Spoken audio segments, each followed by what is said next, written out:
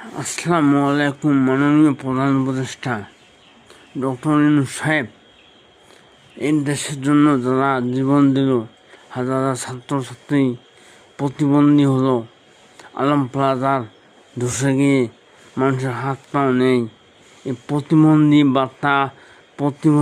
ভাতা কেন বৃদ্ধি করতেছেন না? প্রতিবন্ধী ভাতা বৃদ্ধি করেন। মাননীয় প্রধান উপদেষ্টা, আপনার উদ্দেশ্যে আমি বলতেছি, বিষয়টা এমনি সুনজরে দেখবেন। প্রতিবন্ধী দুঃখ কষ্ট দেখবেন। আপনি শুধুমাত্র সরকারি চাকরিজীবীর বেতন বাড়াচ্ছেন, শিক্ষকের বেতন বাড়াচ্ছেন, প্রতিবন্ধী ভাতা বাড়াচ্ছেন না কেন? আপনি নির্বাচনের আগে প্রতিবন্ধী ভাতা বাড়ান।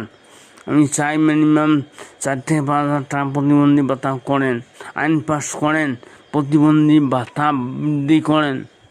ধন্যবাদ আপনাকে।